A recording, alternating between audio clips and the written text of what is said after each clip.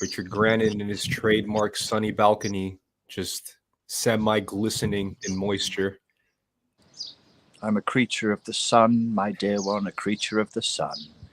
Dude, it's so weird. I'm like adjusting to it as if I am a vampire in the Gothic city of Prague. It like burns a little bit, and I'm just kind of like, ugh. How it burns me, the light. Damn it. I've been watching your weather. Your weather's exceptional at the moment, isn't it? Yeah, it's really good actually. Like today is the perfect middle ground of heat and wind and sun, and there's no more Sahara sand. Did you get any of that? Well, they get Sahara sand here quite because it's the south coast. They get it a lot. So did you have an unusually large amount there? Did you? Well, the shit got all the way out here, man, and I thought it was pollen. I thought it was just trees bukkake all over my apartment, you know, but it was actually the Sahara bukkake, and it's just covered in sand everywhere. And now it's okay, but yeah, that was weird, man. A real Arab bukkake. I love it. Yeah, it's so niche.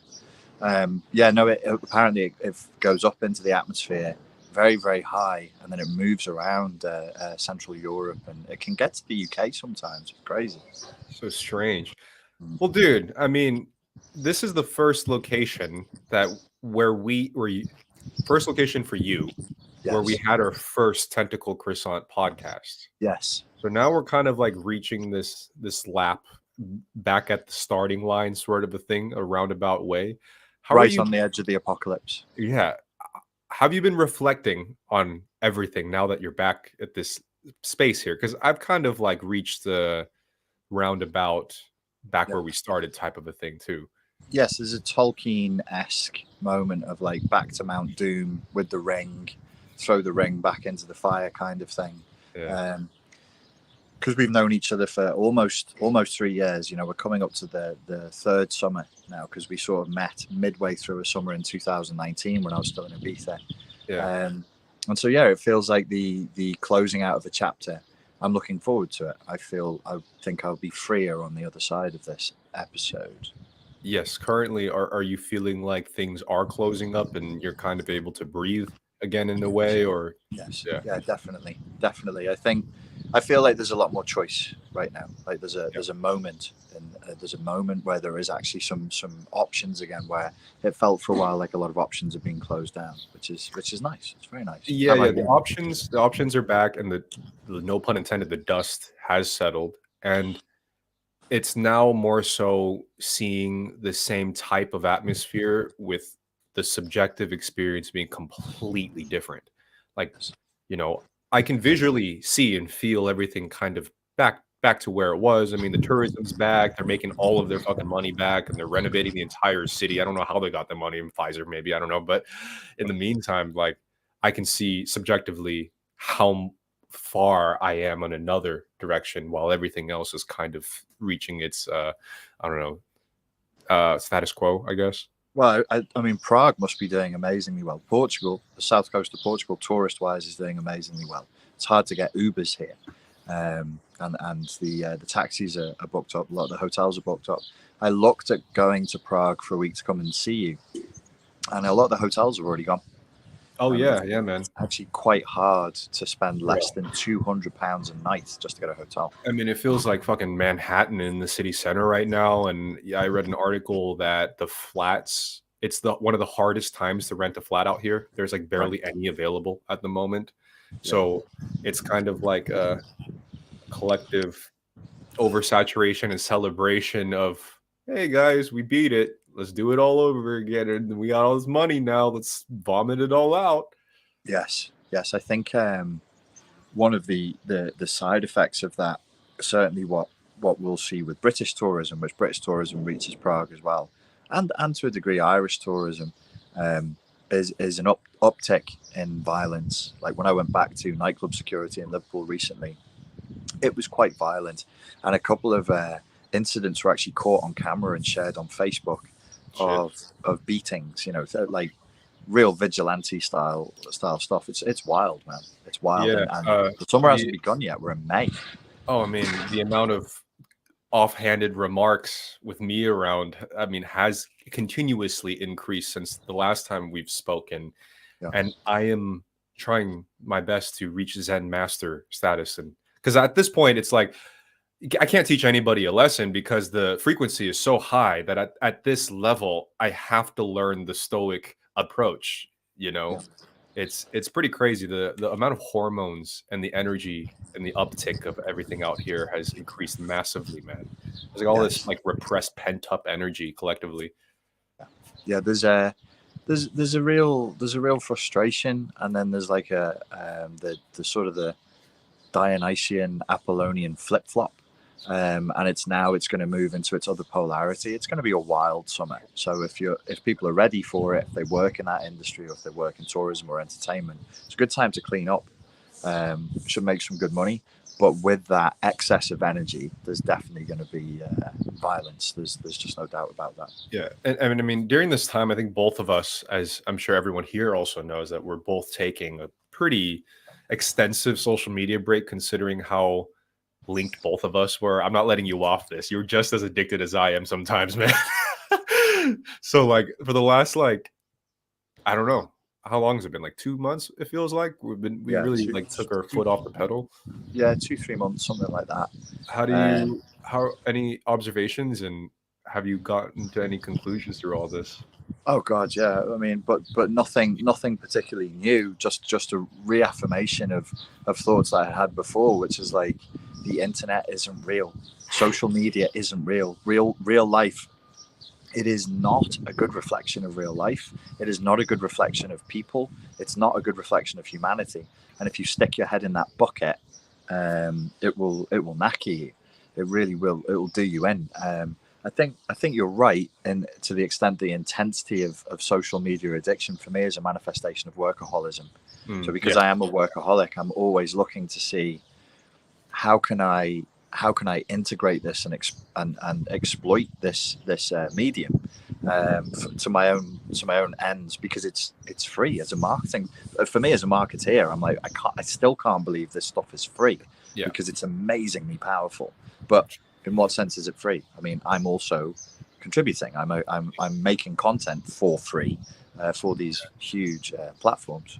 Yeah, what is that saying? Like, if there's no cost, you are the cost. What's the line? If there's no cost to the product you're using, then you are the product, or something. Yeah. That's right. If you don't pay for the product, you are the product, right? Yeah. So yeah, pulling out from it, just letting Max keep running Instagram. I just didn't bother with. I don't let him post to TikTok and stuff, and I've not really been releasing new YouTube videos. I just have a couple of people just upload shorts for me to keep the channel going. It's nice. It's nice to just get back to normal life and normal reality, and really clean out and go, wow, there is some like. The way I would kind of, it's hard to verbalize, but you get very, very, very miserable people gravitate towards the online space. You go into the online space and you're hearing the worst, most darkest, most aggressive, angriest take on everything. Not always, of course, but it leans heavily that way, very heavily that way. If you feel that pull to say something aggressive, you're probably one of the worst people that like feel that intention to do it, right? Absolutely. Like most people don't feel that intention to do such a thing. You have to be really in a dark place to like really go for it, you know? I mean, if I was gonna, I mean, how dare you? They're working. How dare they? I released just this afternoon an amusing video parodying Johnny Depp and Amber Heard, the caricature of how they speak and how they act, and the thing of her doing a poop on his bed. And it's funny. It's like, it's not aggressive. It's not mean spirited. It's a funny video. And people are in the comments really, really upset about it. And I was like, wow, I did not see that coming. And I was like, yes, you flipping naive idiot, because you've taken your head out the bucket for 2 months. Of course you didn't see it coming. And I was like, but why would anybody respond with anything other than just laughter to this? It's nothing. The case is nothing. When you compare it to the other issues in the world, the case is a sideshow to a sideshow. And this video is a nothingness. And I was like, I keep forgetting how some people use the internet. Disconnected, isolated, frustrated, really not getting enough time around people, probably jobless, or at least if they have a job, it's miserable, feeling purposeless. And then like I have the opportunity to do this weird addictive thing that I don't think, even when they do it, actually makes them feel very good. It's probably a dirty little high they get off it. And it wasn't always like that, man. And that's the fucking thing, right? Yeah, I think like the facilitation of access and the platforms make you want to talk. They make you want to comment in subtle and interesting ways. They're like, you see this piece of content, you could just leave it and walk away from it. Don't say something. Say something. Yeah, I think what happened also is the tonality of mainstream social media dialogue has turned to that bitterness, petty language. But I have purposely consumed my social media diet in a sense where mostly just like niche things about stuff, cinematography stuff, video game stuff. Yeah. And oftentimes there isn't that tonality because there's something about reaching these bubbles that deflect that type of attitude. Right. So you're saying if you post nerdier stuff that's more technical, it appeals to more men than women. That's what I heard. That's what you put in the words of my mouth, right? Say it. Say it. Yeah, but I don't know. Like, and also I've been experimenting with like how to go about posting on YouTube extremely boundaried, and it actually works very well. Yeah. Like I'm going into it. It's the thing that you say about don't communicate with the insincere. Don't communicate sincerely with the insincere. Yeah. And I rarely even get those comments actually now. Yes. And if I do, it's just whatever. Yeah. Are you okay? Yes. I'm looking at you and I'm listening to you. Sorry. I'm sorry. I've been doing a lot of meditation recently, and I'm like, oh yes, presence. Sorry, it is a bit creepy when people do that. I was just listening to you.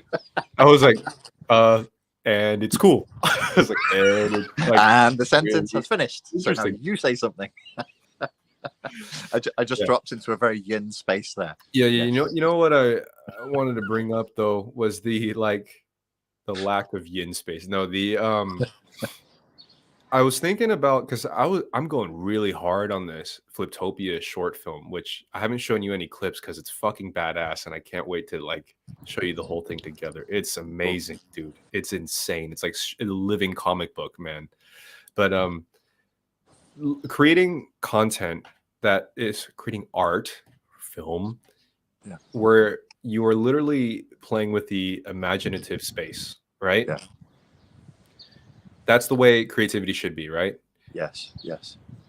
And I realized how very little of this approach exists within the mainstream YouTube or social media landscape. Right. And I realized that what's popular now is all factual. And there's nothing wrong with factual, but everything is the reiteration of something that already exists. And it's not even with the effort of trying to make something new. It's like, oh, here's a docu-series, here's an edutainment infographic, here's an academic analysis of things, of something that is already something. Yes. You're talking about YouTube specifically now, aren't you? Yes. Yeah, I think it's more specifically YouTube. Yeah. I only asked that because it's an observation. Obviously, I'm in it, I'm out of it, I'm in it, I'm out of it. And sometimes when I drop out of it, I'm like, what would I advise somebody who wasn't using it yet to do? And it's becoming a space where that's maybe it's a good thing. I don't know, where it's actually quite academic now. Yeah. And what's working well, which is a good sign, I think. Like there's a real taste for like the subjects that people would like to be entertained on. Freudian slip. Educated on, but they can't penetrate them. So I've got people asking me consistently about Nietzsche, Jung, and Adler, but they don't want to go and read the books. And God bless them. I mean, who would? It's pretty tough. But they're like, so from their point of view, this is just a daft example. I sense that there's something in Dostoevsky I probably should know about. I listened to a Jordan Peterson lecture. I listened to this guy over here. I want you to do it for me now. I want you to chew it up and spew it. And I'm like, I get it. I get it. Because I have the same instinct about other issues and stuff that I'm not familiar with, that I want to be educated on. But I hear you. It's becoming less and less of an artistic, creative space for sure. And yeah, like you're saying, it's not necessarily an overall net negative thing. It's a good thing that a lot of these academic intellectual things are more accessibly done, and it's less fucking dry than reading walls of text for like 100 pages at a time, right? But I was thinking back to like the more naive iterations of YouTube, and obviously a lot of it's garbage. It's not like the most artistically, miraculous stuff. But it was like, people playing characters, they're doing sketches, they're doing some parody of something, they're developing some interesting song, and it's all kitschy, like nonsensical shit. But there was an element of imaginative to it. Yes. Right? Yeah. Then I thought, when it's not here now, where did it go? Right. Because imaginative is still somewhere. Yeah. And all those people and everybody like that was a part of it, like they're not doing it, but then where does that go? And where is the consumption going? Maybe like Netflix or whatever. What I'm trying to kind of hint at is that my reaching for a conclusion is pointing towards why the idea of truth versus falsity in the modern time is so gray and so hard to define. Right. Does that make sense? Yeah, it makes sense. And do you want to approach that question as an artist creatively? Well, my hypothesis is like, okay, if there's no outlet for creativity and imagination for people to consume and also produce, and everything is in an academic, factual landscape. Yeah. What happens with all of that imaginativeness? Right. Imagination. Right. I'm assuming it would leak into the academic, factual landscape, which then kind of pollutes everything, because that stuff isn't supposed to exist academically. That stuff is supposed to exist as art. Yes, I see what you're saying. It's almost like you're concerned that chaotic element goes into the ordered. It starts going in the wrong space. It starts to go into the ordered space and make the ordered chaotic. Yes. Yeah. Manifesting as things like we can be whatever we want to be. It's all a game of let's pretend. Yeah. Yeah.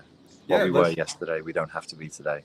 Yeah. Instead of like, because you know what I was thinking? I was thinking of like the game of pretending, and as I'm writing out this Fliptopia short film, it feels schizophrenic. I'm talking to imaginative characters that don't exist, that I dress up and then act out to myself, and then I fucking edit it. Yes. And there's still a lot of creative people out there, but what are they doing now? They don't do that. It's because there's not much of an imaginative space now, and there's not really a division from creativity and content.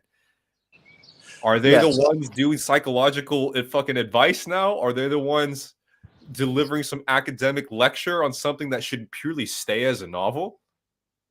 That's interesting. I obviously the algorithms are rewarding or punishing people for certain types of content. So the algorithms are pushing people in that direction.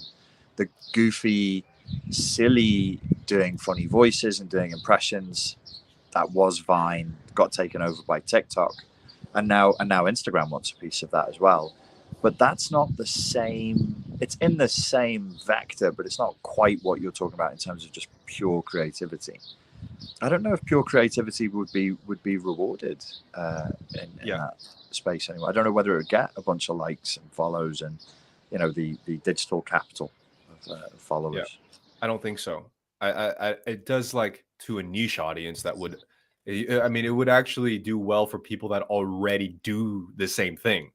but Yes. not like appealing to an audience that just appreciates it. It would be just like filmmakers making films for other filmmakers, you know, Right. painters for making stuff for other painters. Interesting. I've been actually watching a lot more film analysis recently and critiquing of styles of writing, which is kind of, maybe that's the thirst for something artistic, but I have to go through the back door to get a lecture on something that's artistic for me to get into that, into that space in a weird way.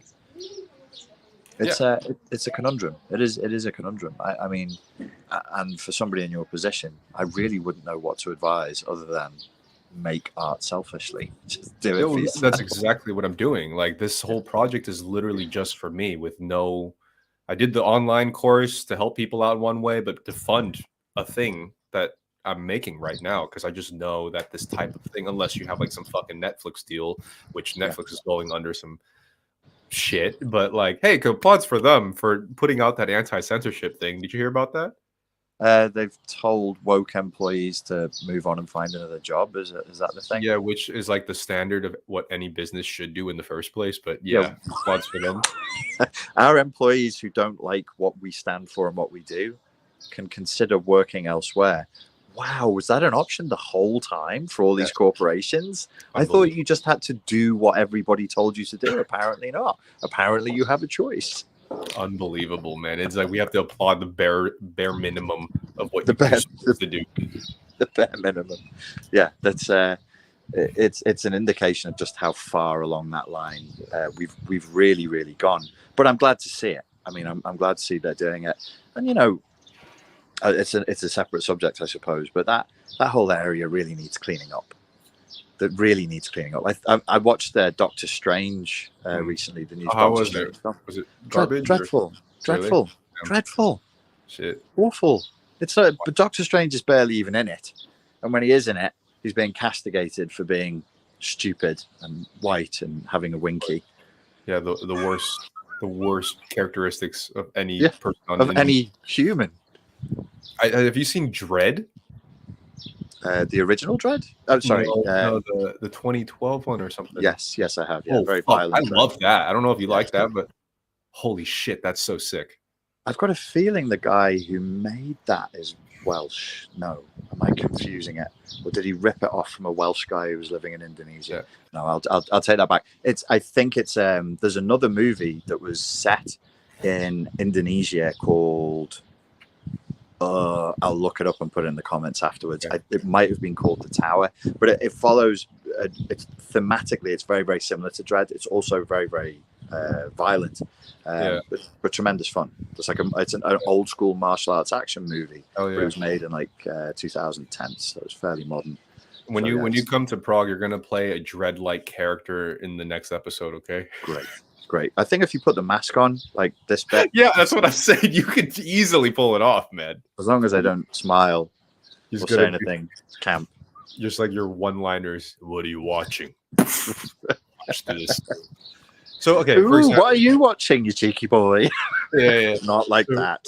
So I'm thinking like, okay, a movie like Dread, superhero movie, whatever. But then there's like overtones of like social commentary, right? They all live in this like ran out Panellock brutalist fucking thing. Everyone's poor, and you know, there's some overtones of like some commentary on stuff, and it's done in an imaginative way. And it might be one of the last action films that I've seen that wasn't taking the piss out of itself. Like John Wick. The John Wick movies are good, but they're ironic. Oh yeah. That's right. And I've been revisiting the Blade like movies. God damn, wow, you're going back. Dude, it's so good still.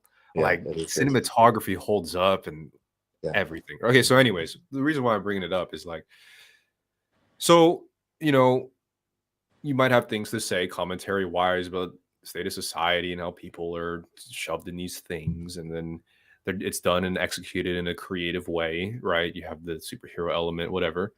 And then like, say if somebody who's naturally like a writer or a creative temperament and they want to say some shit, but they need to be seen, would the first decision be like, let me write a novel that no one's going to fucking read for 300 pages and blah, blah, blah? They're going to be like, that's not going to be the first decision. How about I make a TikTok about how universal basic income is necessary because of and then that's when the leakage begins, right? Because that's entering academic and political dialogue. That's no longer presenting a situation through art or a fictional setting. Yeah. No, it's that's an interesting point. I thought recently, I've actually myself with my own book, I've gone about this the wrong way. I have fiction. I have 2 books inside of my head that have been in development since 2009, and I should have done them first. That's what I should have done first, but it will be done second as it happens. But yeah, absolutely. I think if you want to make a point, it's good to put it into fiction, but it must be done skillfully. There are books that are written where it's not done skillfully and it's barbaric to read. Yeah, of course. And then, you know, the point is like academics that are made for academics probably stay in the academic zone. You see like Jordan Peterson trying to write a song. You know, it doesn't really hit the same. Like, you should have made your room. I told you to face your damn responsibilities, Mr. Trudeau. Right. You know, and it works the other way. Like certain people like talking about fucking social ideologies and political whatever probably make a really good fictional story about some sort of city ran with those principles, you know? Yeah. Yes. It's interesting actually. I think probably maybe what you're talking about is a moment where it flips. And actually the people who are going to have the most social impact, it will just be purely artistic work. Maybe we're all a bit sick of talking about political ideology. Maybe it creates narcissistic injury, or it just shuts us off, or I don't know. But if you do it in a book and you set it in a cool world that's very different to this one that we all want to visit, then that would be exciting. Yeah. I hope so. But yeah, no, it got me thinking just as I'm developing this thing about, and then thinking about how every like fake news, real news, what's fact, what's not fact, this no one can agree on everything. I'm wondering if it's like this yin space spillage, you know, the chaotic artistic creative spirit doesn't have anywhere to thrive. There's like no home for it. So now it like creeps into yang space and it's like, can I stay here? And then it starts like polluting everything because no one knows what's right and what's wrong anymore. I absolutely think that's the case. You've definitely got a yin modality in yang spaces, and absolutely yin is great for yin is pure potential, yang is what is. So yin is then constantly going, you know what the best thing is when we create more and more and more and more and more potential. And that's beautiful. Who wants to be yang all the time? It's fucking exhausting. Sometimes you want to just explore and listen and become an interdimensional space squid and float through the multiverse. And that's it narcissistically falls in love with its own modality, as yang can, and starts going, I'm so great, I'm the best thing there is. Let's use this for everything. And you're like, well, you mean educating children? Yes. Politics? Yes. Economics? Yes. And then you end up with things like other ways of doing mathematics, or other ways of doing science, or other ways of doing medicine, which, you know, when the rubber hits the road, I don't want alternative modes of medicine if my brain is falling out. I would like the established modes of medicine when my brain is falling out, because I don't want to die while someone runs an experiment. Yeah, and that's the thing. It's like when the stem gets stemmed by pure yin. Yeah. What is it now? You know? What are we doing now? Because nothing that is can be, which is beautiful. It's very zen. It's very psychedelic in a way. And you and I both, like, we wouldn't be here without the yin space and the ability to really sort of in that, like Hermes, like Thoth, float between the dimensions. That's what Hermes could do. He could fly from heaven to earth. There was no boundaries for him. That's where we get hermetic magic from. And wonderful. That's great. But like, you don't drive a car like that. You don't do surgery like that. You don't run a war like that. You don't run your economy like that because, well, you could, but it wouldn't last very long. Right. Right. I mean, nowadays, do you see like any consistent or overarching like cultural narrative? Like, is there anything that's clear about what's happening in general for you? Because it seems pretty like not stagnant, like neutral-ish. Like it doesn't really feel like anything's really there that's in the zeitgeist other than Amber Heard and Johnny Depp. But like other than that, there's not really much.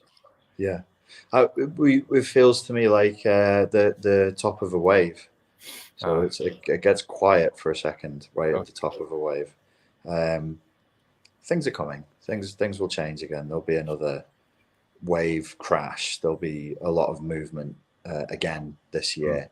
I think the next decade is gonna have a lot of waves in it. It's going to be a turbulent time because there are forces that have been building up for decades, if not centuries, that need they need expression. There are things that have to be resolved now that are just creating enormous amounts of tension. And typically the path to resolution is back to order, is through chaos. So I would expect a degree of violence now. Yeah, you know what's interesting though? You don't find that much importance in the Johnny Depp Amber Heard thing, even though it's like completely straight down your alley, man.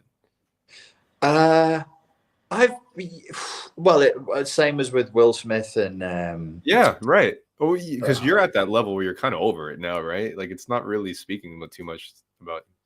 Well, what is Will Smith's wife called? The Beelzebub? Jada.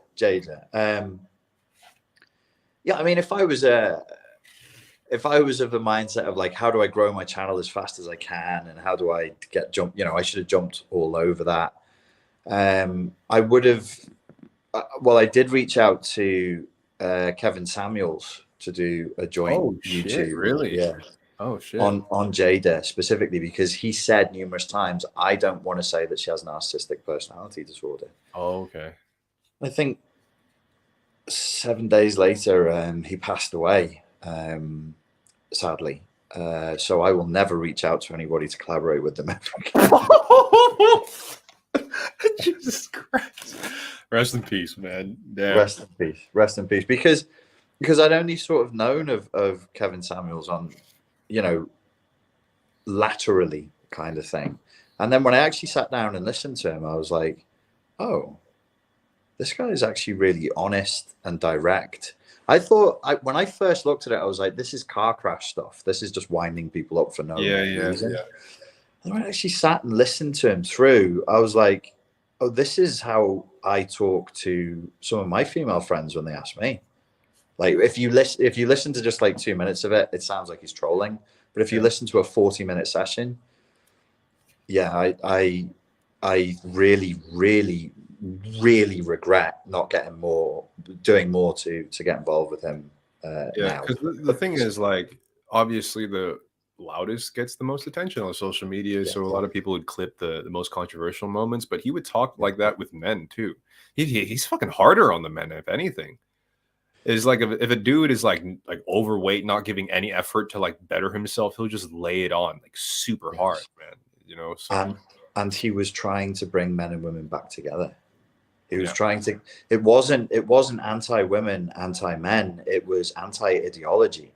And the guy was trying to push people outside of their ideological infection and their entitlement, and be like, why, if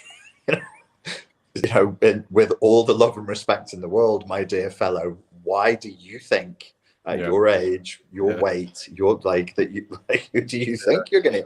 And I personally think that's kindness. It's not kind to let people waste decades locked in an ideological illusion. But you're right. I should have jumped on the Jada thing, but I was taking time off. I was doing nightclub security when the Jada thing came. The Will Smith. Are you still doing that? Or are you over the security thing? Oh, I might go back and do a little bit more. It's the risk to reward ratio at the moment. We'll see. I need to speak to the chaps back home.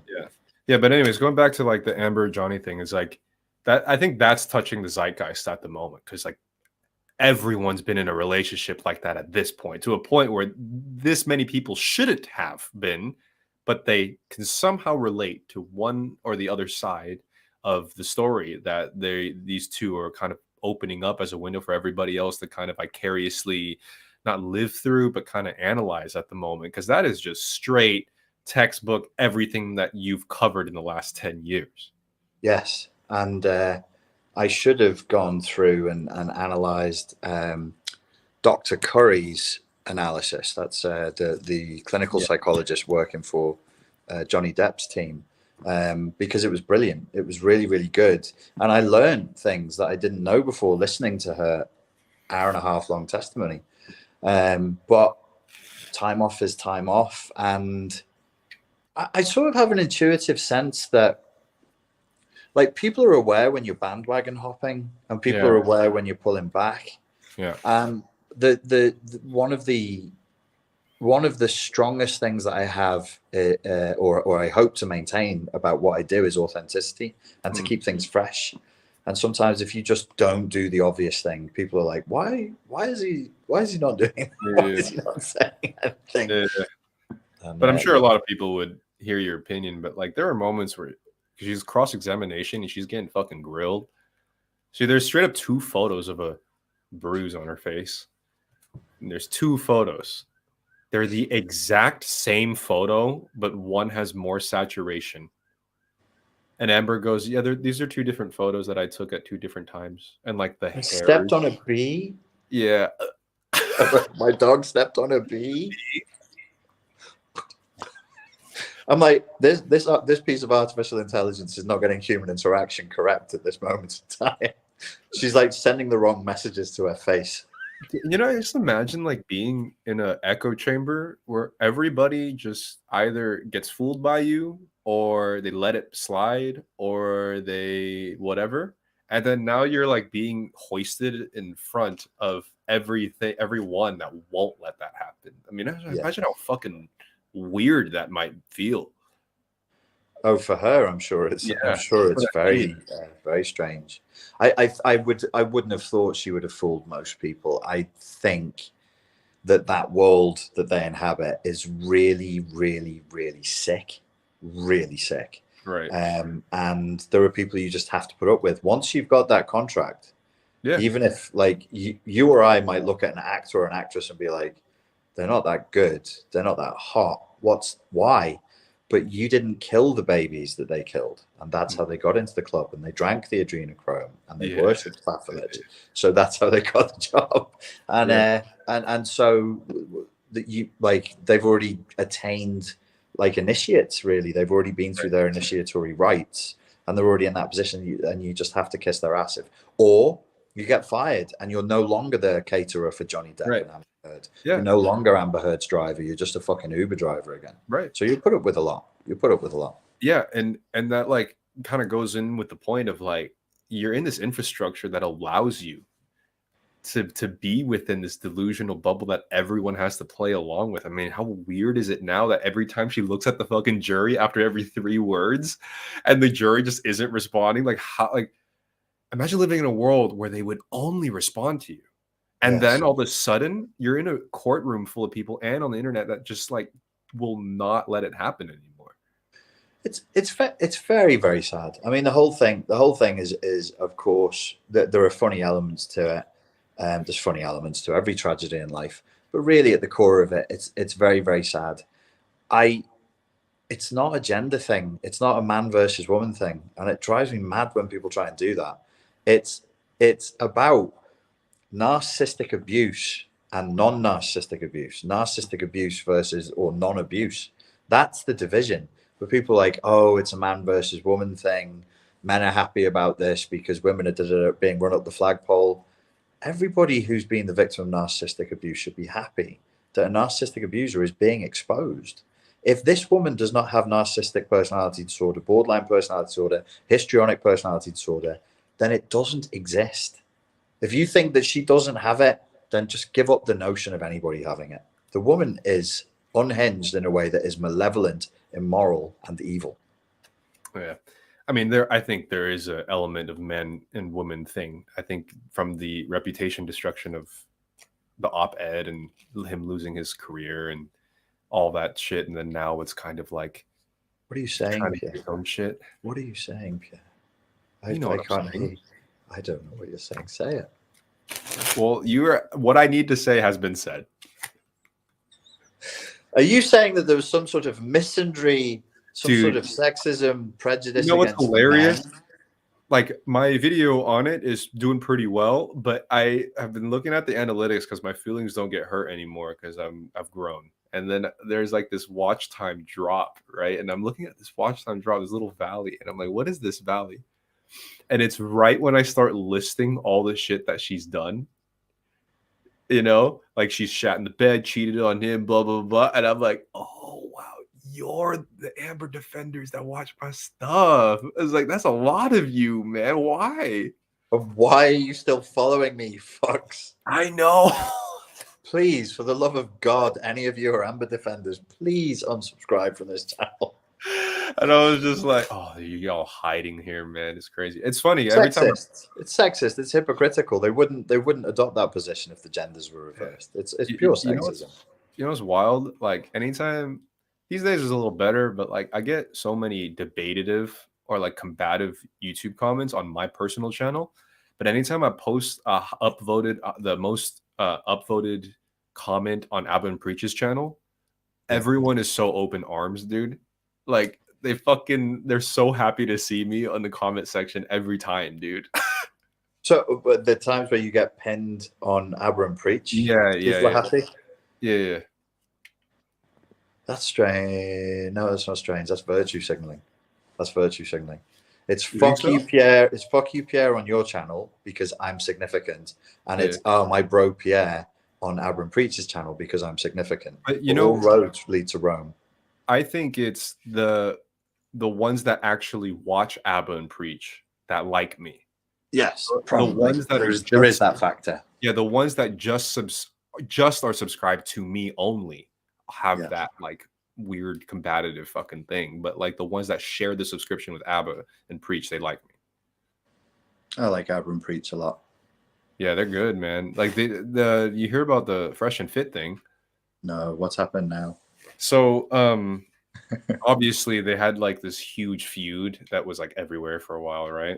Yes, because Fresh and Fit said something mean about one of their wives, right? Fresh and Fit are just like kind of terrible people. And oh no, they're awful anyway. But I remember that it got to the point where the big Haitian dude was box one of them. Yeah, because he said something about his wife. Yeah.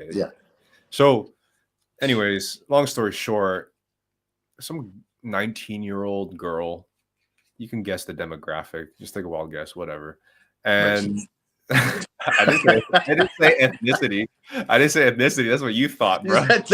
Well, I when you say guess the demographic, I know who it is. And this 19-year-old girl calls into H3H3's podcast. Yeah. And goes like, I hung out with Fresh and Fit and they like kind of assaulted me, but I'm not gonna say that they did because it's like too much. But like they kind of like they were like I was there, they text me all the time, and then they brought me back alone to the thing, and then they brought the Fresh and Fit brought out all the receipts, and it's like just her harassing them, just her asking to get picked up and be alone with them, whatever. Right, and then Abba and Breach actually defended them, being like, what is up with these fucking false accusations? Like, we don't like you guys, but at the same time, like, what is up with this thing? You know? Well, that's good of them to do that. That's good of them to do that because no, I didn't hear about any of that. I don't like fat and fiddle or fap and fart, whatever they're called. I just don't like them. I really have zero time. Guys like that are so full of shit. They're just big mouths. They're just, I've known guys like that doing nightclub security since I was 21 years old. Full of piss and vinegar and wind. Nobody should listen to boys like that. I wouldn't even refer to them as men. It's like Miami hustlers, man. God, I wish they were Miami hustlers. They're just little nerds in a room spouting off. Yeah, man. So I mean, That's what's happening on the internet currently. So I don't know what you think about all that, but you know. I think that there will come a moment not too far away where people are going to get absolutely effing exhausted with all the stuff. Yeah. And I suspect that there will be a resurgence in a type of an interest in spirituality that is magical, Gnostic, and Vedic. And it's going to focus around dissolving the ego, not for the majority of people, but for a good number of people, because being egoic, that people intuitively figure out. But the more and more egoic we've been encouraged to be over the years, the more and more painful life is. Mm-hmm. So the more self you have, the more story you have, the heavier it is. You predict you'll see more of that, you mean? Or we'll see more of that? Yeah, definitely. You know, it's interesting. A lot of celebrities are moving out of Hollywood, like all kind of this high migration. Do you know where they're moving? Fucking Lisbon. They're coming here. They're coming to Portugal. Yes, Really? in huge numbers. They've even just started I can't remember the names. There's a famous LA acting instructor, and she just moved here and is now set up in Cascais, which is 45 minutes from Lisbon. So there's actually Hollywood is coming to Lisbon, because people, well, obviously Californians have been leaving and going to Texas in droves, but now they're coming to Portugal. So I'm not surprised. I'm not surprised at all. Yeah, a lot of celebrities are moving to like more small town areas. Like Katy Perry's moved like Kentucky, stuff like that. So in a sense, celebrity events can actually be a useful key indicator, like a foundational point to describe things happening culturally. And I think the celebrity movement is maybe a bit of it too, of kind of like this egoic dissolving. You know, just move to fucking Kentucky to raise a family. Like, what the hell? Like Katy Perry, you know? Yes, because of the insanity of everything. Maybe the Will Smith, Jada Pinkett Smith, and Amber Heard scenario. For me, it's nice as a man, survivor of narcissistic abuse, to just and what gratifies me is not the men who are saying, "Oh, thank God, you know, we're going to be believed now," but it's women. It's tons of women are like are offering support, and that's nice, because there was a period of time where there was just none of, or it felt like there was very, very little of that. So I'm very, very grateful that we got to live through that moment. How do you think this dissolving will play out practically? Like, what would we see?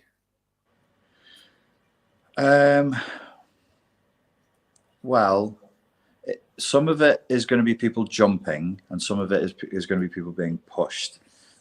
So I can't really see a future in which the world that we live in now continues.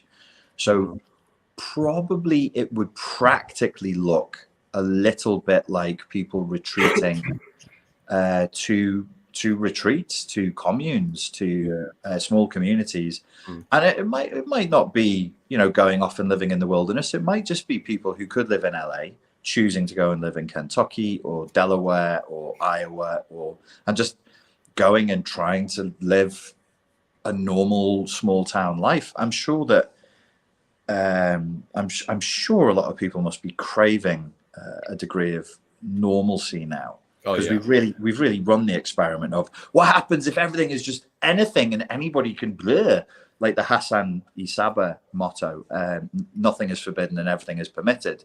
Okay, that sounds cool. How does that feel? Well, you go crazy in the end. You become psychotic in the end. And that's our culture right now. It's completely psychotic. There's no sane grounding in anything. So how do we get back to a sane grounding? Well, we can't take up old school Abrahamic religions. We can't become Jews, Christians, and Muslims. We can't put the genie back in the bottle. It's an unfortunate metaphor. So I think it will be more. You know who could lead that? Russell Brand, because he's deep into the Vedic traditions, and he's already engaging politically. So if he said, "Okay, guys, we're now going to have a more organized thing where we're all going to like retreat and meditate together," I think people would go for that. He's already doing that, I think. Is he really? Yeah, I Come think on, my 5 million beautiful, wonderful YouTube subscribers and meditate with me. yeah, I think he's doing that as like a meditational channel, and like I think he's holding like talks and speeches and stuff like that. Right. That'll be, well, then he will be the vanguard of what would potentially be a very, very big movement. Because like, you know, you even talk to people who are quite political about politics. Like when I privately spoke to Konstantin and Francis of trigonometry about politics, you could see that they're sick of describing themselves in certain ways. So they run a political YouTube channel and they're politically engaged and politically educated, but in a certain way they're also representative of a sort of a post-politics position. Like I don't want to identify as right. I don't want to identify as left. For God's sake, can we get past that? And they're generationally speaking. Obviously, I'm 14 years older than you, but they're still within our generational moment and movement, if you like. Yeah, and it's now a question of how do you package and deliver this new approach to things, because it's so ambiguous and it's such like a core foundational human way to look at life, but to especially to deliver this thing in an online space or just to describe it in general is very complicated. Or it's not taggable. There's no like key phrases, key words that you can just automatically point to and cover that. No, it would be an interesting experiment. I've thought about doing it because I did a couple of times on the philosophy channel do some like guided meditations, and I've even thought so how should I put it? If you look in terms of content, if you look at like Sarah picks up her smartphone and opens YouTube to consume content, that's the model we have right now. But Sarah picks up her mobile phone and opens YouTube to get into a certain emotional and physiological state could be the next step. So it would be, and I even thought like practically, how do you do that? Because if I was going to teach meditation through YouTube, I'd be like, you can't look at me on the screen. So you either have to turn away from your laptop, so I'm just in your right ear, or you place the phone away from you and look at the wall.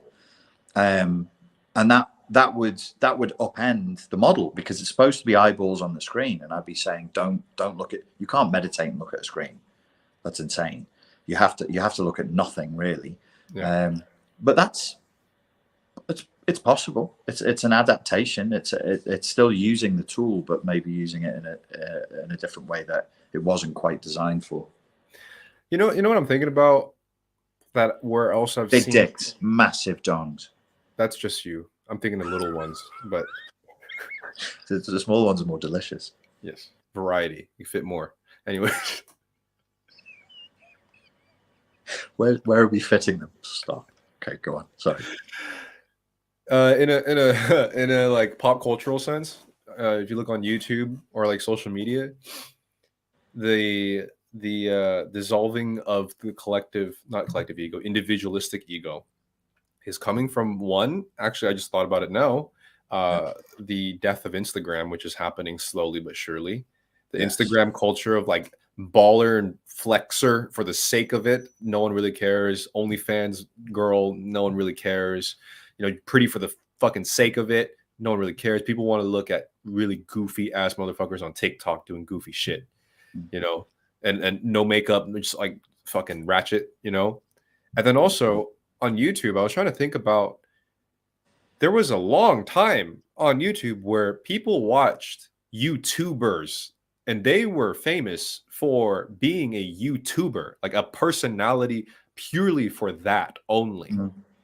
But if you think about it now, it's like people listen to podcasters. That's not the same. You know, people listen to commentators. But when was the last? I can't think of any specific personality YouTuber that it doesn't have a fan base of only 11-year-olds now that people like kind of check in with. It's interesting. You put me onto her. You sent me one of her videos first, Sydney Watson, and she does that. She Yeah, she still does. operates like a YouTuber from 2012, which Yes. is great. She makes good content, but she uses jump cuts, she uses Yeah. jokes, she uses a style that is from about 10 So years she's ago. also a commentator, first and Yes. foremost. And Yeah, that's it's true. kind of the current medium. It's about True. people who speak of other things or talk to other people as a podcaster, like Joe Rogan, whatever else. But personality for the sake of personality is Right. not so much a thing these days. No, because maybe we got Jenna Marbles like is the last time I can think of. Exactly. Yeah, and I don't even know, is she still going?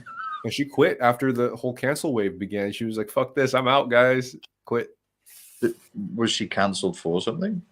No, you know what happened when everybody was dropping like flies? Yeah. She came out and fucking showed her own video of her dressing up as an Asian person in a music video she posted like years before. She was like, "Guys, I'm so sorry. Like, I didn't mean to do this, but you know what, guys? I just don't think this is made for me. I'm done." And just like leaves. She told on herself before anybody could tell on her, kind of thing. Yeah, and then she quit. Why were people so dumb in the fucking 2000s? Like, why the fuck? Why the fuck were people so fucking stupid? Hey, I know you don't like talking about race anymore, but just I'd learned this the other night, and I thought it was interesting. I was like, I have to tell Pierre this. So you've heard of, obviously, you know the film Apocalypse Now. Yeah, the Vietnam. And it's based on a book by Joseph Conrad called Heart of Darkness. Okay. I think he's actually Polish American, but he wrote a different book in 1899 that apparently, I haven't read it yet, was better than Heart of Darkness, but it won't be read in schools because of the title, which is The N-Word of the Narcissus, is the title. The Narcissus is a boat, and that features a black character who becomes sick on the boat trip and then is scapegoated by the crew. And it was instantly banned in America. In 1899, the title was banned, and when they published it in America, they took out every incidence of the N-word being said full, and it was clipped. It was clipped out. And I thought, you know, like we have this idea that it was okay before, like you could do that in the 80s or you could do that in the 60s. Oh, okay. It's not true. The people who did that were assholes to someone. You didn't have like professors and literary teachers going, yeah, that's, you know, obviously we say that. Why wouldn't we say that word? You were an asshole to somebody if you did that. In the it was published with that title in that and the unedited in the UK, but people hated it. They hated the title, and he was warned. He was told by his publisher, change the title, or you're gonna have problems. You're gonna have real problems. So there you go, folks. You can go and get that on your Kindle now and read it. I'm gonna give it a go at some point. Yeah, I just thought when I read that, that's interesting. Huh? How did that come up? Jenna Marbles. Jenna Marbles. I'm like, just because I wasn't actually thinking of Jenna Marbles. I was thinking of the creepy guy who did blackface, but in the 2000s. Shane Dawson. Yeah. Every time I saw Justin Trudeau in 2001, Justin Trudeau, who did blackface so many times that by his own admission, he can't remember how many parties he went to in blackface. The defense that it was okay 20 years ago is fucking bullshit. It's total fucking nonsense. The idea that like, no, it was okay. It fucking well wasn't. It wasn't. I remember when somebody first hit me with this 10 years ago and they were like, no, it was okay in the 90s. I was like, bitch, I was alive and awake in the 90s. It fucking wasn't okay. It's never been okay in my lifetime. I was born in 1978. Absolutely was not okay. And I'm surprised when it comes up and I see it, and like you said about Jenna Marbles, I always kind of think, how have you lived your life where you've gotten to the point, not just where you say that on your own with your mates when you're drunk, but that you would, which is not okay, but it's one level, but you're so fucking dumb, you would put that out in public to be seen forevermore on the internet, which can never be erased. Yeah, I mean, the stakes were so much lower before, you know, like the worst that can happen is like, you know, off joke doesn't land, fuck, whatever, moving on. You know what I mean? And you know, it's about This blackface joke didn't land. Fuck it. Whatever. yeah. Let me just wash it off. We could try again tomorrow. Yeah, I mean it's not okay, but it was just like people would say, "Oh, that's shitty." And then you just kind of like move on.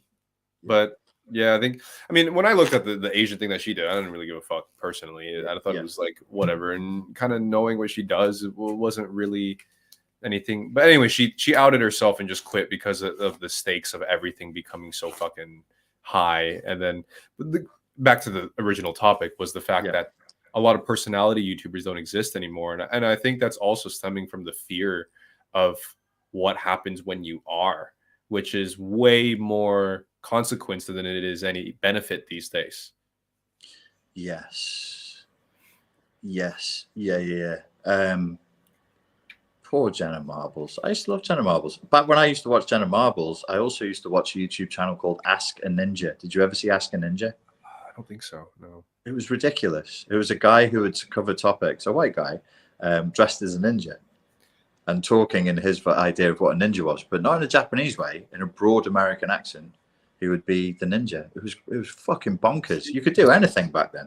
See that imaginative element that actually got people to be like, yeah, oh, that's kind of weird. I'll check it out. But now I actually get more complaints that not now, but like I've got more complaints that I do too much, and they want just like no music, just no jokes, just like no costume, just no too much editing, just like only talking. And I'm like, for fuck's sake, this got to go somewhere, you know? I love that because I'm fucking lazy. So I've just like flipped the camera on and go blah blah blah for 30 minutes, dude, and then I'm like, I probably shouldn't have uploaded it. And people go, we loved it. I'm like, why? No, but that's what I mean. Like I was like, for you, this is like so perfect. Like it's perfect, dude. It's like fertile fucking ground for you. That fucking mushroom vision told me so. It's like you can cover all these factual things that you've done 10 years of research about in the most low effort like workload, but content's there, and that's all you need to do, and it works better than anything else you can try. A psychotherapist messaged me today, and she said, I'm the same age as you. I'm not doing this in a whingy way, but you did misgender a psychotherapeutic writer in the Jungian tradition.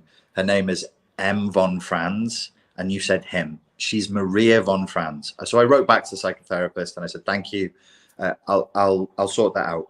So I did 2 minutes research. I looked up quotes by Maria von Franz, because I'm not just going to do a video where I'm going to be like, I'm sorry, I got the penis vagina wrong.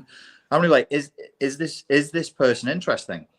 And I went through her quotes, and Maria von Franz is a Jungian psychoanalyst, and she's a fucking savage. She said really like, she's almost like Adler, really challenges people's self-perception.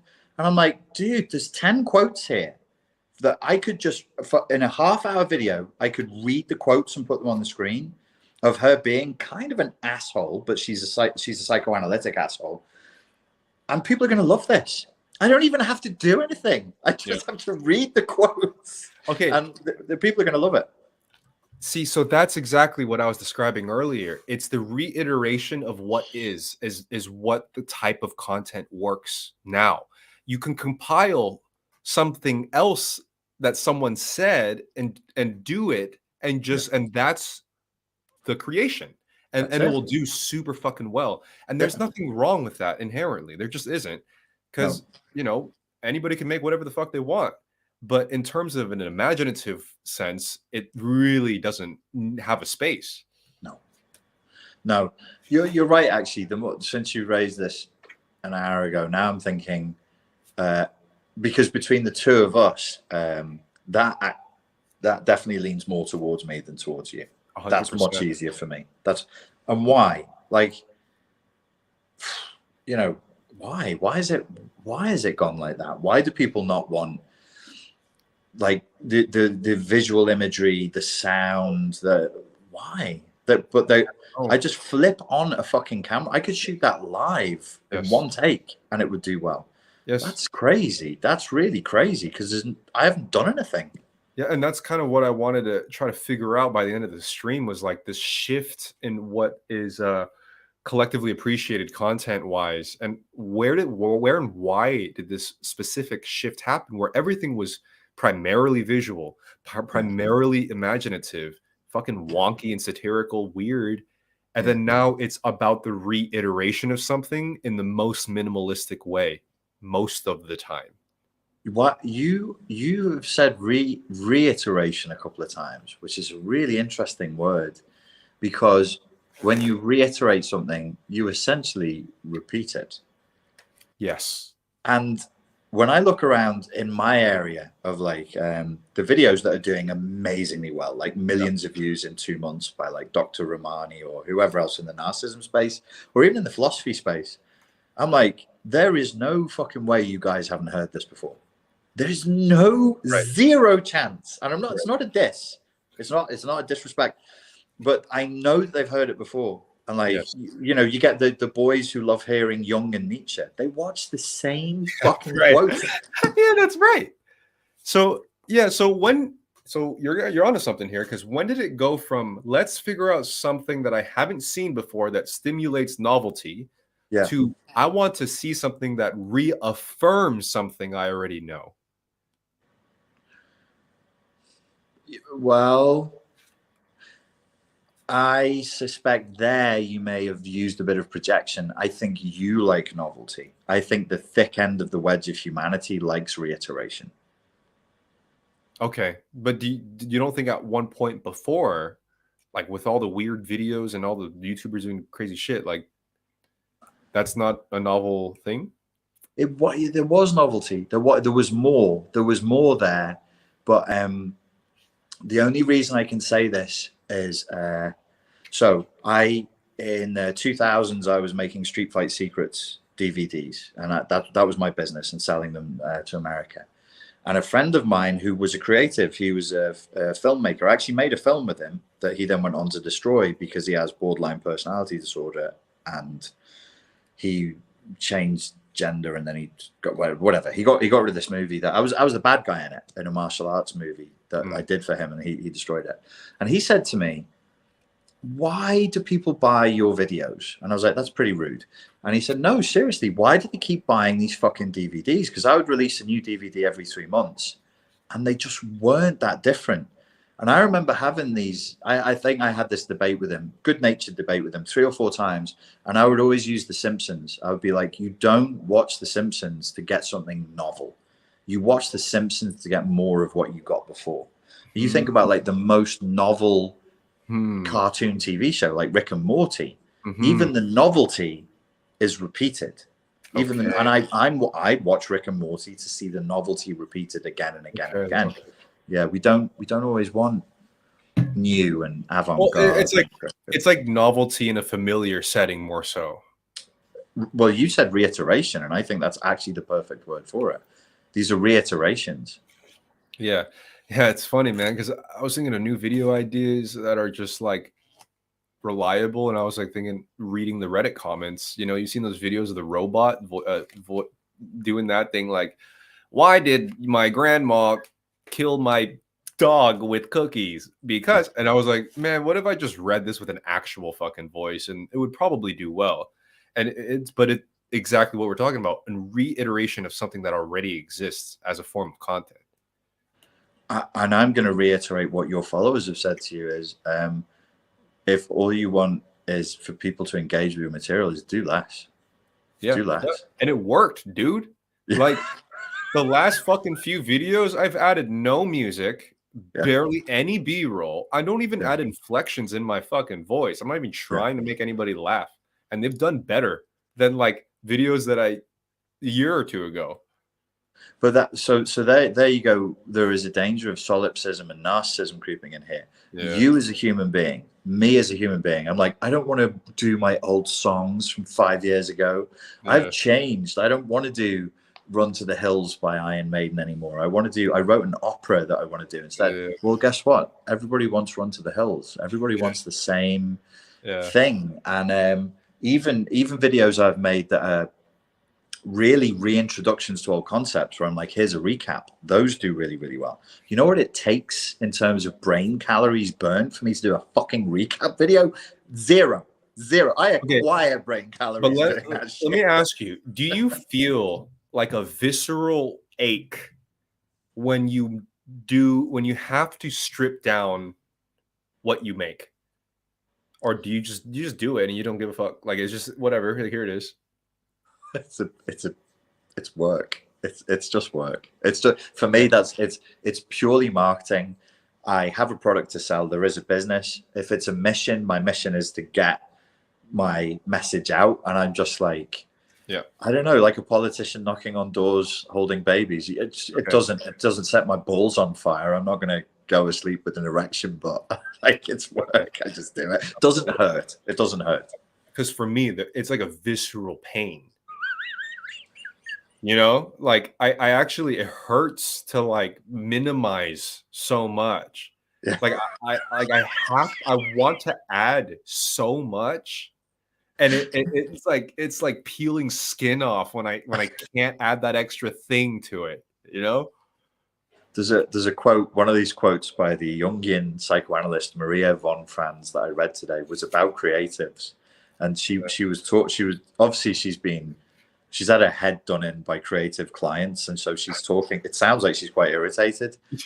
But what she was essentially saying is, you know, with these, she says these creative and feelings types, they must be allowed to express their creativity, or they're a fucking pain in the arse. She didn't say it like that. She said they are vexatious to the spirit. They're anxious. They're depressed. They're hard to talk to. They play games with me as a therapist. And you must have your outlet. You must have your outlet, or you'll go crazy. That's fucking crazy. Yeah, so that's what I'm saying. Like, everything right now is so advantageous for someone like you that is like just can put out effortless things and be totally okay with it.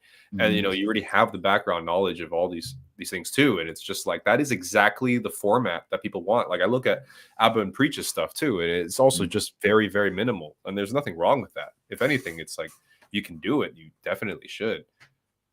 Yeah, and with Abram Preach as an example, so I said narcissism and solipsism, but there's another narcissism and solipsism, which is so we as individuals, we want to do more, express more, and all the rest of it.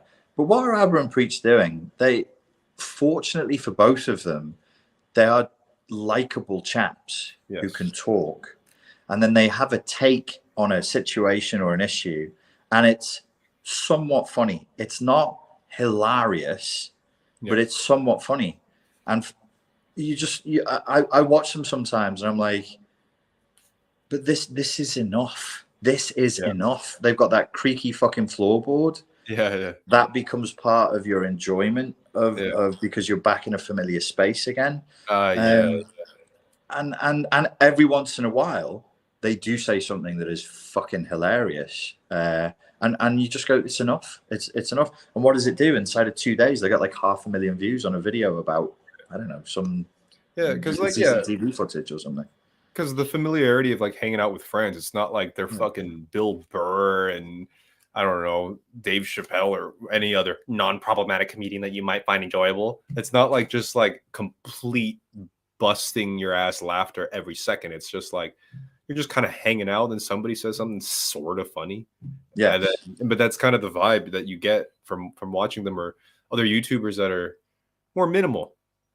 How many people can do that was where I was going to go with that. How many people do you know, outside of me and you, of course, as charming gentlemen as we are, who could do that? You can't teach that. You can't train somebody to be listenable to, with a certain amount of insight and occasionally funny. Like, well, I don't believe you can train somebody to do that.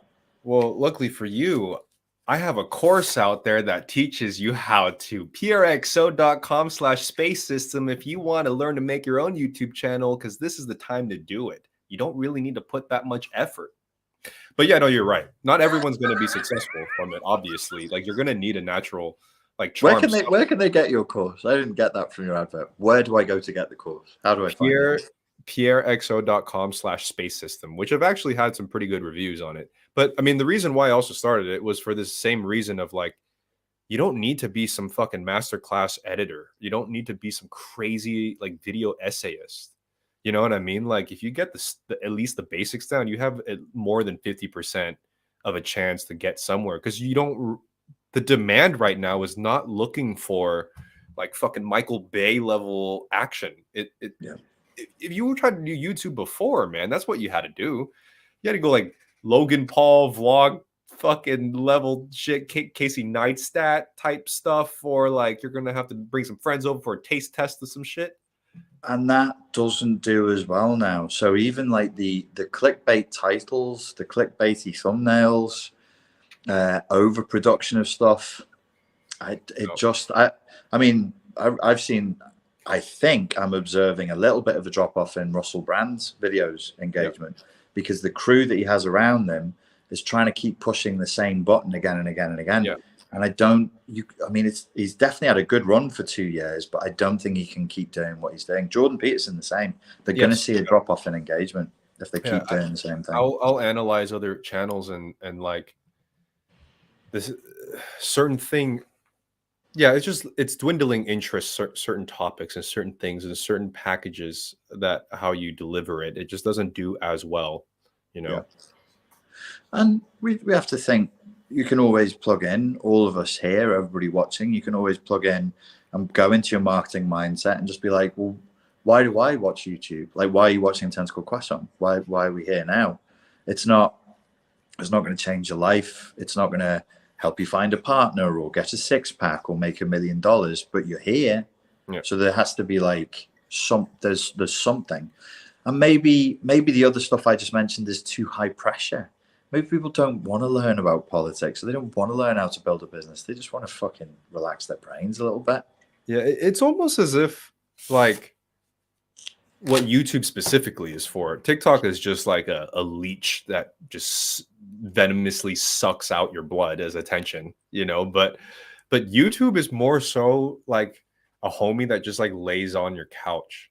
Right. You know, and just like make some funny fucking comments every once in a while. Like you don't really have a discussion with them, but it's just kind of like, it's nice to have someone there. Yes. Yeah. That was what I was thinking when I started releasing. I think it was last year, and I do really low effort, pretty vanilla videos, and people liked it. I was like, I wonder if there's a degree of loneliness, there's a degree of isolation, and maybe you just have a familiar voice in your ear. It's a reiteration. You already know what this guy or this girl thinks about everything. You can run a simulation inside of your head of what the person would say, but you still want to hear them say it. Yeah, and you're right. Also, the how to build a business political thing is high pressure, but it's high pressure when you're forced to watch a video, like a type of video where you are forced to sit down and actually focus on it. That's demanding. And you know, what do we have left to focus on these days? Yeah. It's interesting the way it's going because of the amount of pressure, I think, and tension people feel anyway.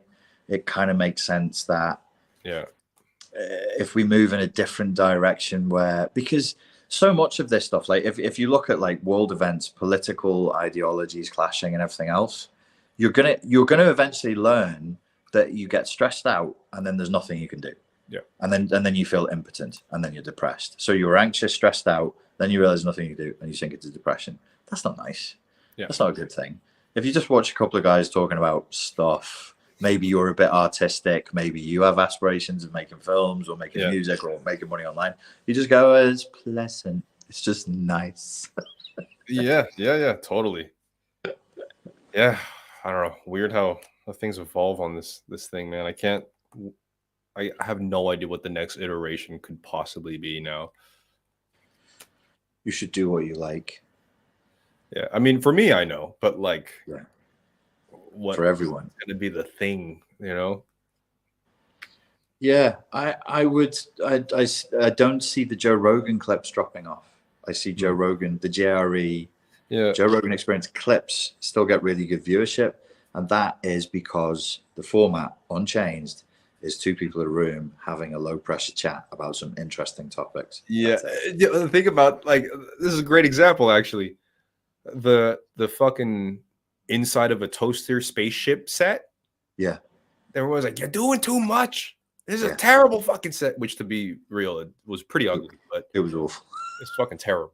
But Yeah, that was like, can we just have one that just looks like you're in a room again? Just some yeah, like wood there. yeah, You yeah, yeah. got people like, oh, I was fucking furious on that.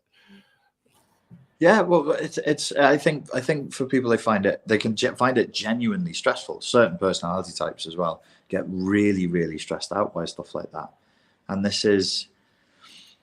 maybe this is a positive sign, like a movement back towards sanity, because everything that is to do with striving, you want to change the world, you want to change the ideology, you want to change the economy, you want to change this, change that, change your life. It's all a little bit neurotic. Mhm. It is a bit neurotic. Whereas you come back to a state of like, okay, baseline, where am I locally? I don't live in the Ukraine. I have no power really to do anything. I'm here. What can I do here? And what level of emotional intensity do I want to live at? And that it makes sense to me from that point of view, that it would more relaxed stuff would work better. And paradoxically, this is the weird thing. In that state of normalcy is when like true art and imagination can actually thrive. Yes, because if it's, I know what you're saying. Like if it's objective, less free from outcome, not purposeful, then it's pretty good. Yeah, because I mean, you think about uh stuff that's come out of the late 90s. There's like this contemporary golden age of film during that time was like fucking banger after banger. And that's like a pretty normal-ish time, Yeah. like Friends was out, and then like meanwhile, like Fight Club, and then you had like a Good Will Hunting there, and pretty Yes. normal-ish time. It was normal. And to add to that, we are going through, alchemically speaking, a restructuring in the area of film and books to a degree, but more so in film. And that's one of these things that the wave will collapse soon, and Yeah. we're going to have to really rethink what we want our films to be about. We're going to have to really rethink what we want our TV shows to be about. Do we want and it's on my mind a lot. Like there's a phrase from the Constitution, we the people, we the people. And I'm obsessed with that phrase at the moment, because I'm like, who's that? Who's we? Who's Mhm. we the people? By definition, we is no one. Yeah. By definition, you are not represented, because you can't be represented collectively. You can only be represented individually. Expanding from that, why is all this woke shite there in the Marvel movies or in stuff that comes out on Netflix? Or why is the writing so fucking awful? Why do the wrong people get the jobs to make the Star Wars movies, so on and so forth? And it's because we the people, which actually means whatever the critical mass of people is enough to make the decision go green and not red, that's we the people. It's not the overall majority. It doesn't need to be. It's the critical mass required to get a yes instead of a no. That's who we the people is. And whilst we the people want that, that's what will happen. When we the people don't want that, it stops. Like that, straight away. Because there's only people. There's no aliens, there's no Illuminati, there's no it's just people. It's all just people, and we're doing what we want. Whatever horror you see in the world, it's because we the people want that. Whatever injustice, whatever exploitation, it's because we the people have a will for that to occur. When that will passes, it stops straight away. Interesting. Yeah. Okay. Yeah, I think it's funny because like the most imaginative forms of art in mainstream culture existed at a time when most things were really normal, really mundane, and the imaginative stuff was a window out of that normalcy. Where Yeah. now it's like everybody's just grasping for a hint of normalcy, just anywhere. Well, when a woman can write a world into existence where a little boy is a wizard with a magic wand, and his best friend is a little girl with a magic wand and a magic school, and then the chaos reaches into her world and attacks her, you would think most creatives would be on their toes a little bit, going, "Fucking hell," you know. And what may I say? What may I not say? The sky is blue. No, it isn't. No, Winston, it's not blue. You see the Calvin Klein ad with the pregnant man on it? There's no Calvin Klein with a pregnant man, Pierre, because men do not get pregnant. There's a pregnant man. There's a pregnant man on the Calvin Klein ad, bro. No, it isn't, my child. There are 4 fingers, Winston, 4 fingers. You need a uterus to become pregnant, and no man has a uterus, nor has he ever, nor will he ever. Should I say, you're gonna love this one, man passing? Get the fuck. Is that real? Is that no? real? I just came up with that. Okay. Do you think we could? Is it? It probably is, bro. Maybe we could man pass. Maybe people would human pass. We'll do human passing. Nobody will realize we're aliens. Oh, shit. Dude, I gotta show you some of the clips of this new shit, man. I want to see it. I really do. I'm looking forward to it. I like your stuff because you hit that. Well, the 80s, 90s. You always capture that. It's always got a nice cyberpunk feel. Because I used to love William Gibson's book, so I love the cyberpunk vibe. Yeah. Yeah, it's got like a Fifth Element type of... You're perfect for it. I'm useless in that world, except as an authoritarian Nazi-style fascist Judge Dredd, the guy who metes out justice instantly, kind of. That's the only purpose I can... But every movie needs someone like that now. It's true. It's true. It's true. Rutger Hauer, the Rutger Hauer character, I could have done something like that. Yeah. What was he? What the fuck was his name in Blade Runner? What was Rutger? Well, it's gone. All these moments lost like tears in the rain. Oh yeah, was it Roy something? I don't even know. Roy Batty. Batty boy. Should we take a few questions before I have to disappear away? Yes. So do you have an estimate of your Prague arrival, or is it still up in the air? I'm doing a documentary for the Ikes. Another one? Another one. God damn, son, you're on fire, bro. I predicted this. My mushroom trip predicted this, bro. You're blowing up this year. It's my soon the cult will begin, and then the political takeover comes afterwards. And then finally, I can just make art. That's what I'm looking forward to. That's what it's. You'll be the Minister of Art. I will finish on the 3rd of June, and then I'll probably come to Prague straight away as soon as that's finished. This is an interesting one. How do you discern from shadow activation and just being pissed off? For it to be shadow activation, you would have to have become possessed by something that you had disavowed. So it's a possession by the disavowed. That's shadow activation. Being pissed off with something, you could have avowed the thing that you're pissed off with. You'd be like, I don't like being told this and that. So it's like, well, in plain English, it's like if you stopped doing drugs and then you went back into doing drugs because you didn't want to do drugs, and then you did drugs, and then it's shadow activation.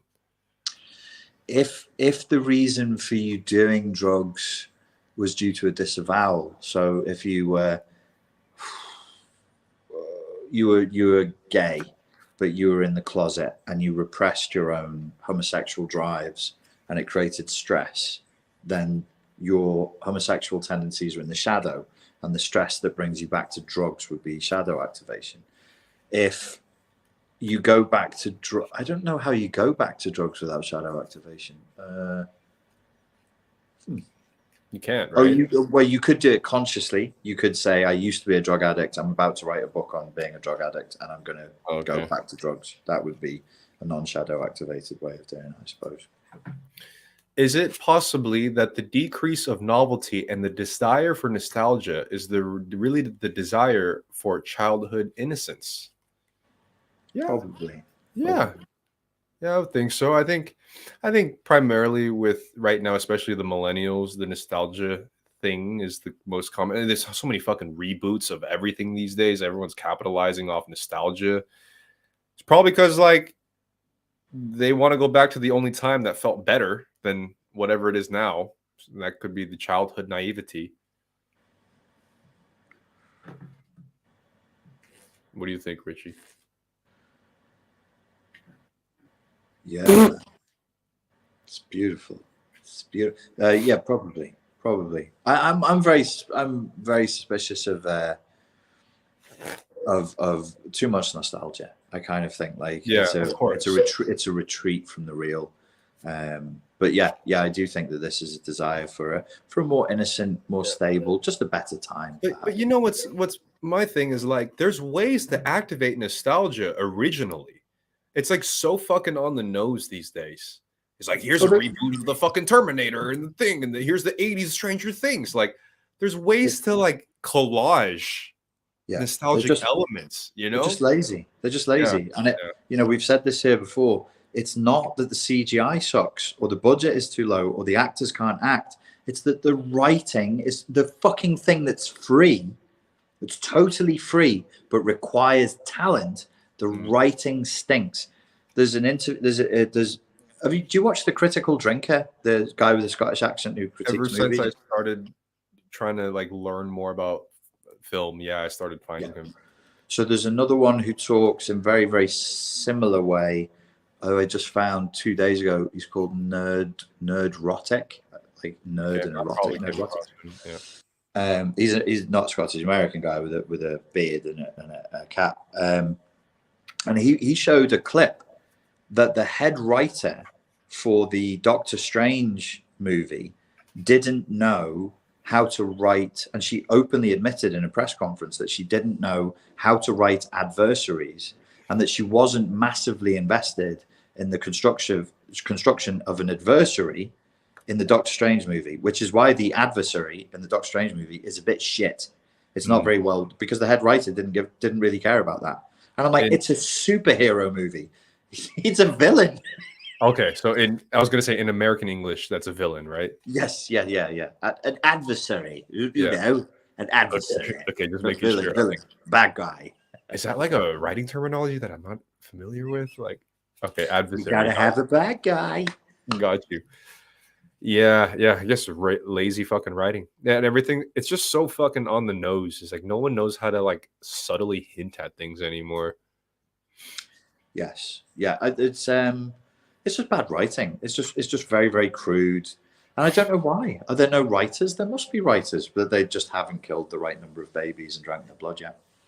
Cladson says, I think writing stinks because people are trying to be creative on tightrope. That's probably a big part of it, big factor of it too, I'm sure. Isn't nostalgia a form of depression? I know you don't like it. Do you think it's a part of it? It's not that I don't like it. It's that I'm very suspicious when my opinion of this culture that we're in now that is obsessed with nostalgia is its cowardice, its weakness. It's a sign of going into a sort of a spiritual recession. And we've discussed that here many times before. The youth culture of today is very sad. Who could deny it? Who did I have just in hip hop? I had the Wu-Tang Clan. I had 2 Live Crew. I had Tupac when he was young. What have you guys got? Miserable drug addicts and auto-tune talking about their flip-flops. Which, ironically, when it first came out, that was actually something that was super fresh because that doesn't borrow from anything before. That call it mumble rap, whatever it is, it's still not so nostalgia ridden, if that makes sense. It doesn't borrow directly, but now it's borrowing from itself, and it's snake eating its own tail now. Yeah, exactly. I heard a good track. This is the first good track I've heard in weeks in the land of hip hop by a chap called Ra Swish. His name is Ra Swish. Okay. He's from Brooklyn, UG's land, and but the track that I liked is a remix of Soulja Boy's. What was Soulja Boy's big hit? Crank That. Yeah. So they're borrowing from itself now. Like it's only Crank That is only 10 or 12 years old, and I'm like, wow, really? Like you didn't even is the corpse even cold before you start eating? Why would you sample Crank That? Soulja Boy produced that shit in 1 hour, dude, and it's just like 3 fucking notes. Just make your own version of it, man. What the hell? But Ra Swish, Mr. Swish, knows that when people hear that, Yeah, that's they right. instantly go, "Oh, this reminds me of when I was That's right. at 15," and so yay, I'm happy. Oh God, so Cannibalism, stifling. dystopian cannibalism. It's appalling. It's appalling. So fucking The stifling. 36 Chambers of Death. They took samples from old kung fu movies that were badly dubbed. They used a harpsichord, a fucking harpsichord. It's Yeah. beautiful. What an amazing album that is. Yeah. So much talent in one tight space. Beautiful, perfect album. I'm going to come again. But yeah, that's the way it should be, to borrow from the past. You know, that's how you borrow from the past. You know, fucking reiterate the same fucking thing doing the same. It was always sampling, right? Hip hop was always there was no hip hop without sampling. But they would sample from like rock music or other music or classical music even. Yeah. Old Motown records is like where most of the samples from. And then it was like, no, we'll start sampling from other old rap tracks. And you go, oh, okay, that's kind of interesting. Now we're going to do it from the rap song that was released 2 weeks ago. So creative. That's why I'm like really suffering these days. I feel like it's a fucking creative desert, and it's really offensive for someone like me, man. As childhood innocence is the excitement for the new, could it be possible people are looking for that excitement but going about it the wrong way? Is there a better way? There is. Well, I believe that there is, but we probably would need to do a whole other episode on it. I really think we've become too overloaded with content. You have to have free time. Yeah, you have to get bored to be creative. You need yin. And if your yin is always stuffed with the many dicks of content, it never has the time to create and produce. Yeah, for sure. I mean, the idea for my film came from a break of consuming content. So there's that to go. I don't know about this. What do you think about the movie coming out with a female Hulk? Melissa's joking. She's trolling us. That's not real. I have to know. I have to know. There's a female Thor coming, but I don't. And I think they're thinking about replacing Captain Jack Sparrow with Margot Robbie. Oh, that's interesting. Yeah, not as Jacqueline Sparrow. She'll do something completely different. Yeah, so She-Hulk is the new thing coming. No. Yeah, it's She-Hulk, and she has ginormous body parts. Ginormous green titties. Yes, huge. To smash through the cities. What? I think female Thor is real. If you could check female Thor, that would be good. To defend this upcoming movie, apparently She-Hulk was actually a thing in 1980 as a comic. Cool. Yeah. I think what's most interesting about this is to talk about how many people are going to beat off over the She-Hulk. Lady Thor. Lady Thor's real, right? Yeah. Make them all female. Just do it. Just make everyone female. We've talked about this before. How many other women are watching these movies? I don't know. I don't know who's I've invested. Who the fuck is invested? I want a female Hulk. Who? The many women care about the Hulk. Do they? Yeah, like just like imagine like the fucking makeup beauty circles on YouTube. Yeah, I'm really looking forward to the female Hulk, She-Hulk coming out. It's absolutely fucking amazing. I got this contour here. Anyway, so Lady Thor, female Hulk were my top 2 movies this year. Like, what the fuck, bro? Well, they've already made perfect films. They don't need to perfect on anything that they've done before. All they need to do is change the sex of the characters. So good. I actually, the Margot Robbie as a pirate captain is that I can dig that. Margot Robbie's got chops, man. She can act. She's good. Yeah. So you know who can't act? Amber Heard. My dog stood on a bee. And dude, you should see when I pee. You should see the narcissistic rage that she can't let out when she's being cross-examined. You have to see it, dude. She's furious that she's getting called out.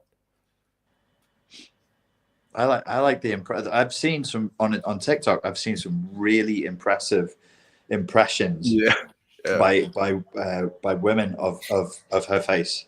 It's so good what some of them are doing. I don't even know how there was one where she was describing sitting on the edge of a couch, and then she was on the floor. Have you seen that? Yeah. Some of the women who did the girls who did that, I'm like, fucking hell! Like they put their face into a position that I cannot get to, and it looks exactly like if Amber you look Heard's up preposterous expression. If anyone watching looks up Amber Heard TikTok compilation on YouTube, you'll see them. They're really funny. It's really good. Yeah. I have to go soon. Millennials and gens before us were taught gender conforming values growing up, and women were more into rom-coms and action-packed thrills.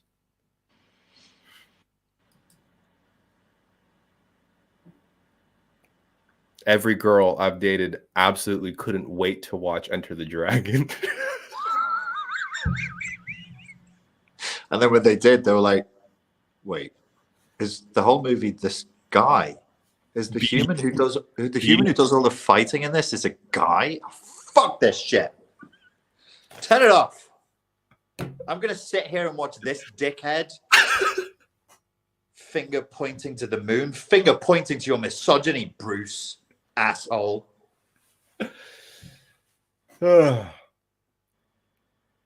Emotional content. Well, there's women here. Can I ask, like, is there an action movie with a female lead that you just like can't stop watching? Like purely action though. You know?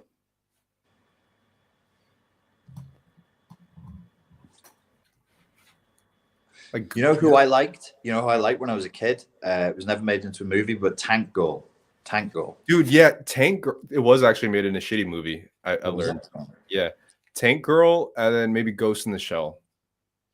Ghost in the Shell. That was a shitty movie too, but Ghost in the Shell was tight. I know. Yeah. Well, it's just an anime, right? But the fucking martial arts scenes in that anime were great. She was a cool character. Yeah, there's that. Dude, have you ever tried watching Love, Death, and Robots on Netflix? I have. Yeah, some of them are good. Yeah, some of them are really good. There are some strong female leads in some of them that are actually really well written. They're really good. There's a cheesy movie that's an action movie with a female lead character that I liked because of the setup, which was The Long Kiss Goodnight. And I can't remember her name. I think she's Gina somebody. But she is an all-American soccer mom housewife because she's hypnotized to forget that she's a badass assassin. And then somebody triggers her. It's been done afterwards and since blah, blah, blah. But it's a funny movie. It's got some really, really good lines in. And that was good fun as an action movie. I like Long Kiss Goodnight. Okay. Good. Oh, there's Tomb Raider too. I don't like those films. And I can't bear Angelina Jolie. I can't bear, but they did well. I just know the games. I don't really know much about the movie, but I know the games are pretty good. Yeah, there must be, is it manga or what's the difference between manga and anime? I don't fucking know, man. I think one's like text and the other one's a video. So I used to be into whatever the video version was in the 90s, and there was like a female ninja character in one of those. That was good, and okay. it was like semi-historical. Not that there was ever a famous female ninja, but when the world that they created was true to the practices and customs of that time. So that was pretty cool. I could write a good female action movie with a female character. When are you gonna write some, dude? You should guest writer on one of the Fliptopia episodes, bro. I want to see what you would come up with. Okay, I'd love to do that. That'd be cool. Yeah. I have to go soon. Okay.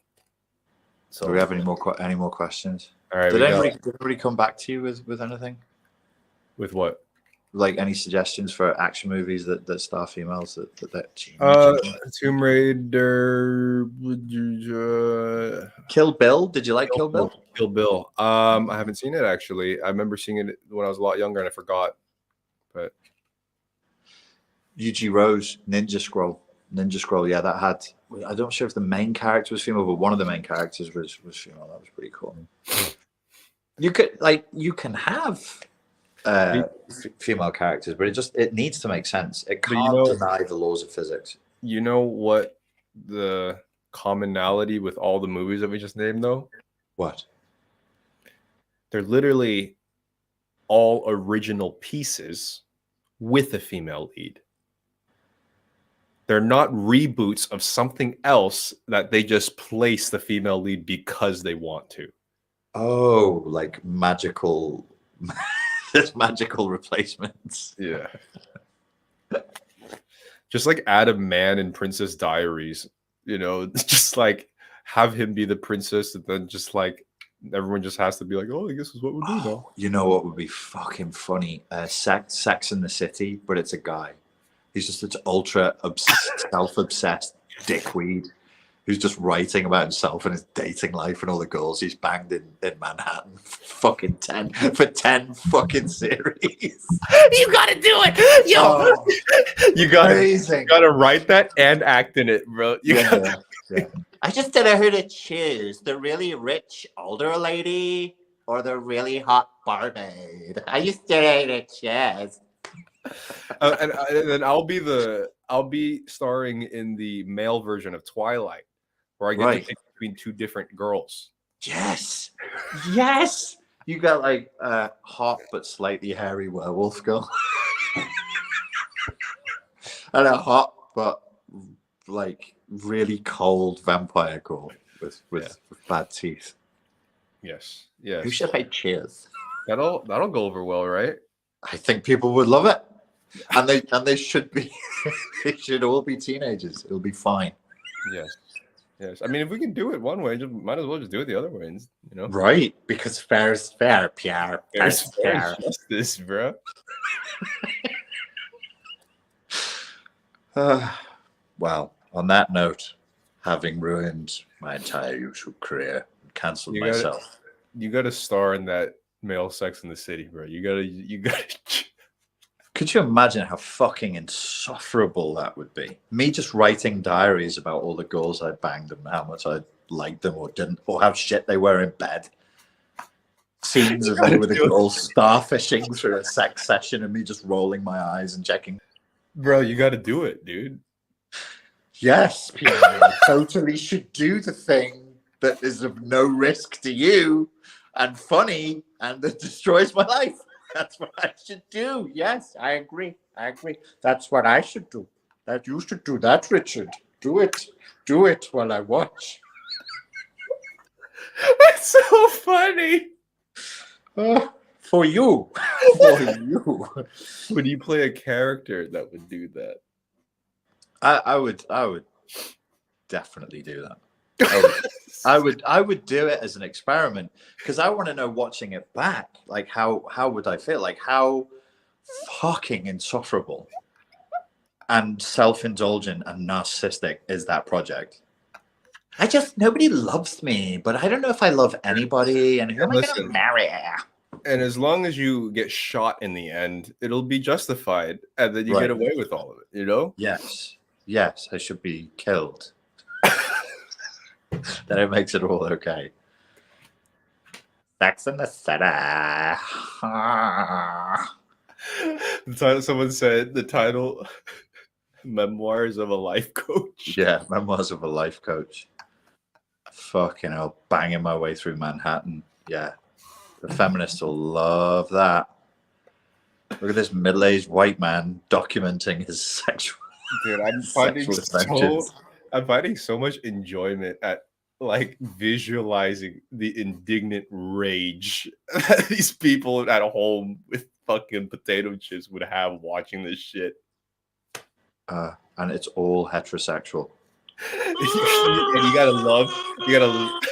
you gotta love every fucking second of it. They're just like, yeah. It's just like Slurp, slurp, bang, bang, right, right, whinge, whinge. Slurp, slurp, bang, bang, right, right, whinge, whinge. Me and a bunch of dudes who also live in Manhattan just talking about women the whole time. And how many choices we have. Look at me with all my choice. Really, Carrie, how fucking fascinating. You know, one of those main characters is a Scouser. She's from Liverpool. Really, I've never actually seen the show, but is that what it's about? It's just like women talking about the flips, bro. Yeah, you should give up an hour of your life to Satan and watch at least one episode. And let me see if you can get through an episode of Sex and the City.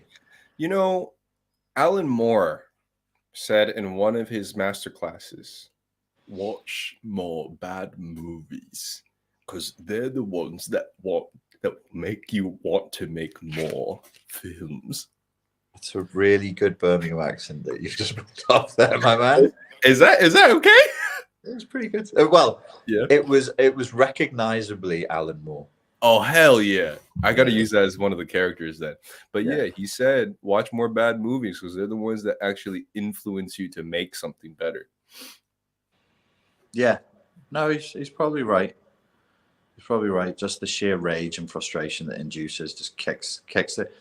Actually, it's like anti-writing. Everything that they did that sucked, I'm going to do the opposite. And it actually gives you some really good jump-off points. Yeah, it gives me a good idea of what not to do. Yeah. Okay, main. That's me. I got to go. You the main. Should I sign us out? Yeah, main. Ladies and gentlemen, I've been main and he's been main. We're two mains. Bad mains. We should be cancelled for our mainness. Thank you so much for your time and for your attention. And we look forward to speaking to you all again very, very soon.